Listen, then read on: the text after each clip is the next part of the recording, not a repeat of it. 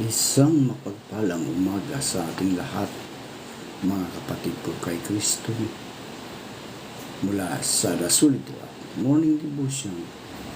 Isang kagalakan na muli tayo ay makapagbulay-bulay sa salita ng Panginoon sa umagang ito. Mga ilang minutong pagninilay na naway maging simula ng ating araw na may kagalakan, kapayapaan, at panibagong lakas mula sa Panginoong Hesukristo. Ang ating pong pagbubulay-bulayan o pagninilay-nilayan ngayong umaga ng Lunes ay matatagpuan sa mga awit, Kabanata 90, talatang 12. Ito ang sinasabi: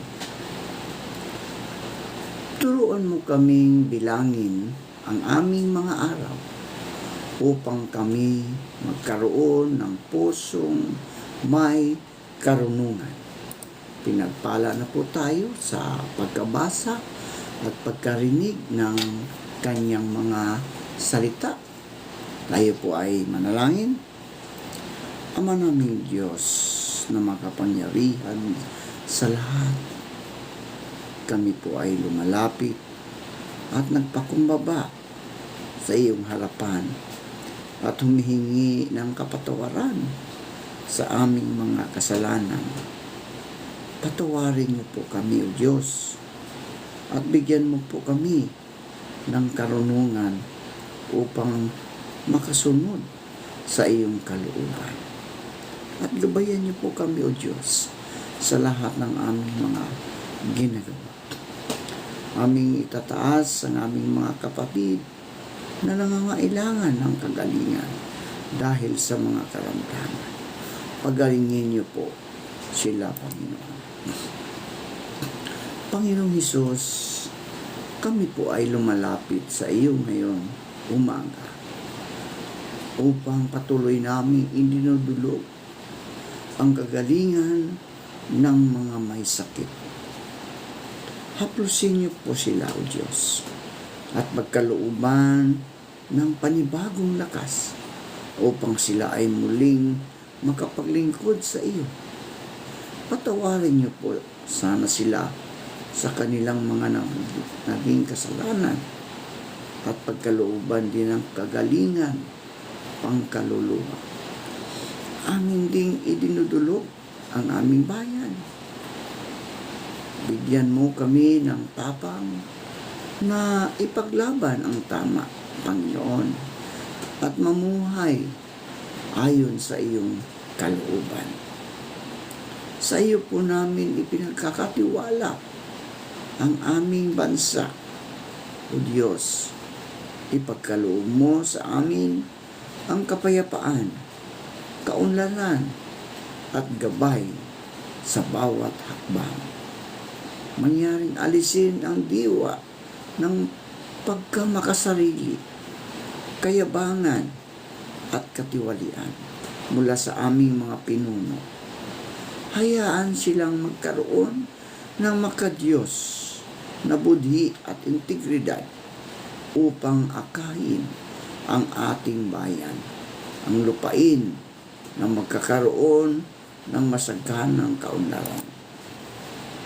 Amin din inilalapit sa iyo, Panginoon, ang aming mga kaibigan na naghahanap buhay sa mga lansangan, ang mga drivers. Patuloy mo silang ingatan, Panginoon, sa kanilang paghahanap buhay sa lansangan. Ilayo mo sila sa anumang kapahamakan. Bigyan mo sila ng mahabang pasensya, Panginoon, upang hindi sila magkaroon ng mga sigalot sa kalsada, O Diyos. Bigyan mo sila ng karunungang makadiyos para ikaw, O Diyos, ang siyang mag-ari sa kanilang mga puso. Amin din inilalapit sa iyo, Panginoon, ang aming mga kapatid na naghahanap ng trabaho. Ito man ay lokal o abroad. Naway makasumpong sila ng magandang trabaho sa tulong ng banal na Espiritu Santo upang sila, O Diyos, ay magkaroon ng hanap buhay. Amin din nilalapit sa iyo, Panginoon, ang mga kaibigan namin na nag-migrate na. Doon na tumira sa ibang bansa, sa Amerika, sa Australia, sa New Zealand, at sa lahat ng panig sa buong mundo. Ingatan mo sila, O Diyos. Gamitin mo silang ilaw at asin sa kanilang kapaligiran upang marami pong, Panginoon, ang makakilala sa inyo sa pamagitan ng mga kaibigan namin ito. At ikaw, O Diyos, ang siyang magbigay ng katapangan upang maibahagi ang iyong mga salita sa mga taong hindi pa nakakarinig sa iyo, O Diyos. Lord, maraming salamat po sa mga katugunan sa aming mga panalangin. Gayon din po, Panginoon, aming inilapit sa inyo ang aming mga kaibigan na nasa malapit sa mga kabundukan, sa mga ilog at dagat. Dahil patuloy ang ulan, Panginoon, ingatan mo sila sa mga landslide, sa mga baha, at ikaw ang siyang mag-protect sa kanila sa lahat ng oras ng kanilang mga buhay. Gayon din po, Panginoon, aming inilalapit sa inyo ang aming mga kaibigang mangingisda. Patuloy mo silang ingatan. Ilayo mo po sila sa anumang kapahamakan sa laot ng karagatan. Ingatan mo sila, Panginoon, tulad ng pag-iingat mo ng iyong mga apostol na naroon sa dagat upang sila ay mangisda. Nang dumating ang malakas na hangin, ito po ay iyong pinahinto. Gayon din po, Panginoon, aming inilalapit sa inyo ang aming mga kaibigang mga magsasaka. Patuloy mo po silang ingatan sa kanilang pagsaka upang maraming mga pananim ang kanilang maitanim, Panginoon. Gayon din po, Panginoon, aming inilalapit ang mga negosyante. Naway bigyan mo sila ng makadiyos na pag-iisip, Panginoon, upang hindi lang ang sarili nila ang kanilang gustong mabigyan ng kasaganaan, maging ang kanilang mga kababayan din, Panginoon, ang kanilang mga kapitbahay, ang kanilang mga kapatid. Lord, ikaw ang Diyos na may-ari ng lahat ng mga bagay dito sa lupa. Kaya sa namin ito, Diyos, hiniling upang kami, O Diyos, ay magkaroon ng mga pangangailangan namin sa araw-araw. Maraming salamat at purihin ka. Ito ang aking dalangin sa matamis na pangalan ni Jesucristo na aming Diyos at tagapagligtas. Amen. Ang pamagat ng ating pagninilay-nilayan ngayong umaga ng Lunes ay ang oras ko ay galing sa Diyos. Oras natin ay galing sa Diyos. Napakagandang simbolo ng relo, mga kaibigan, para sa buhay espiritual. Ito'y patuloy na umiikot, tahimik na gumagalaw at may malalim na kahulugan tungkol sa oras, tiempo, paghihintay sa kalooban ng Diyos. Ang relo ay tahimik lang na nakasabit sa dingding o suot sa iyong pulso. Ngunit araw-araw ay binabalikan mo ang relo. Lagi mong tinatanong, anong oras na? Ngunit kailanman ako tinatanong sa mas malalim na paraan, anong ginagawa ko sa oras ko? Anong panahon na ba sa buhay ko? Nasaan na ako sa plano ng Diyos? Ako'y relo at may mensahe ako sa iyo. Ang oras ay hindi sa iyo, mga kaibigan. Ito hiram lamang. Hiram lamang natin ang oras. Bilang relo, paalala ako na ang oras ay limitado. Hindi mo hawak ang kahapon. Hindi mo kontrolado ang bukas. Ang mayroon ka lang ay ngayon, kaibigan. Ayon sa awit 90:12, turuan mo kaming bilangin ang aming mga araw upang kami magkaroon ng pusong may karunungan.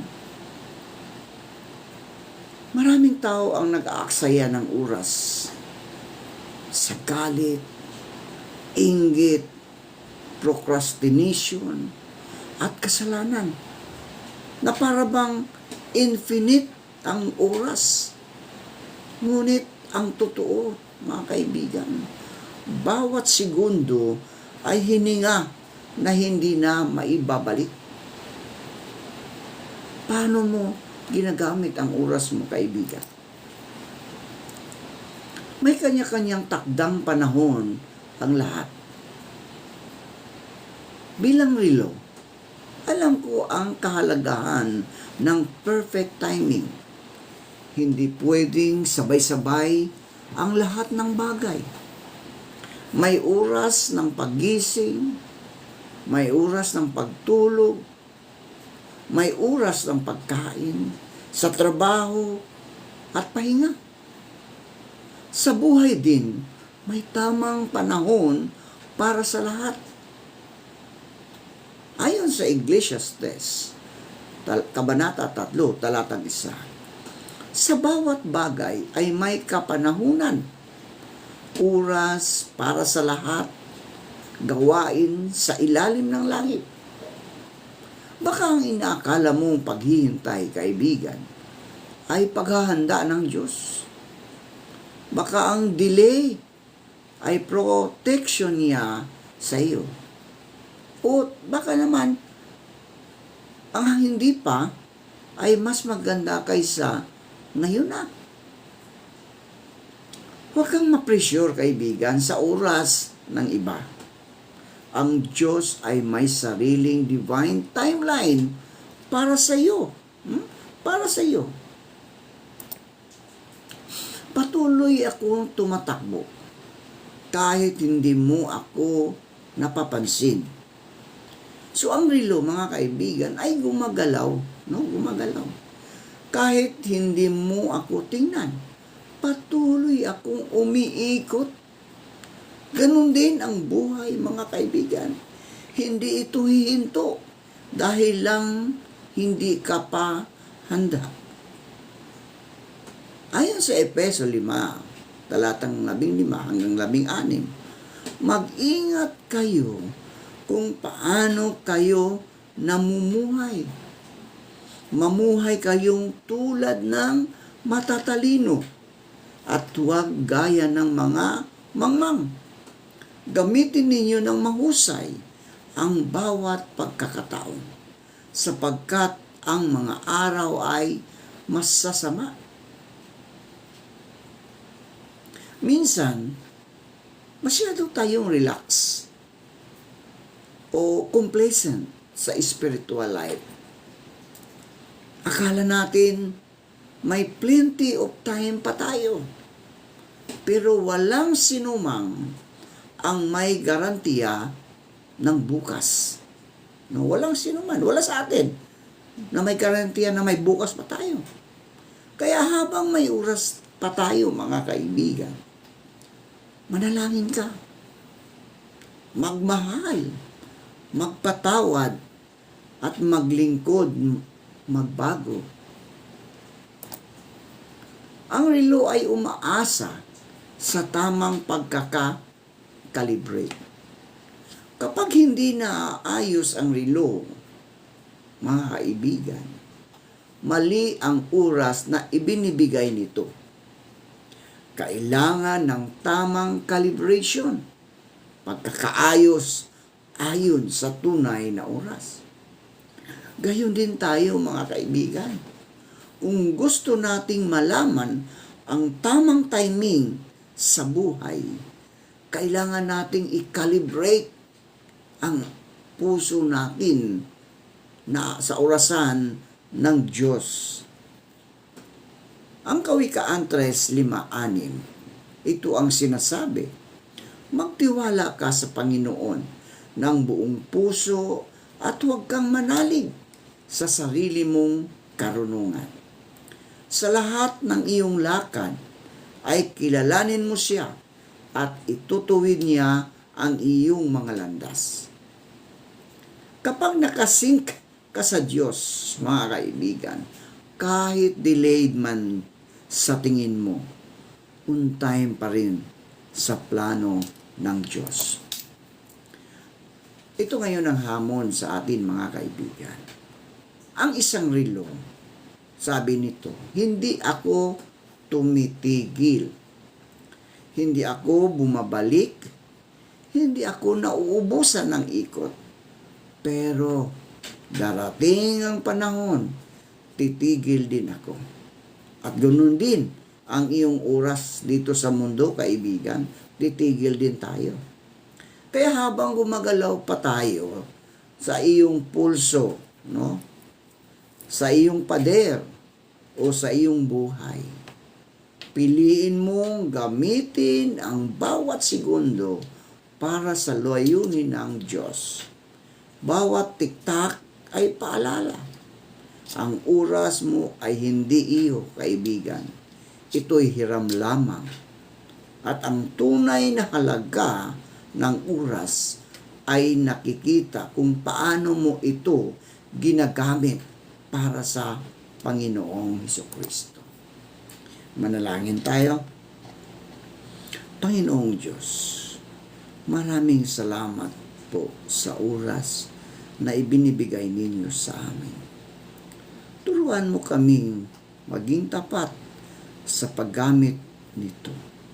Linisin mo ang puso namin sa pag-aaksaya ng panahon at iayon mo kami sa tamang tiempo ng iyong mga plano. Gamitin mo kami habang may oras pa, Panginoon.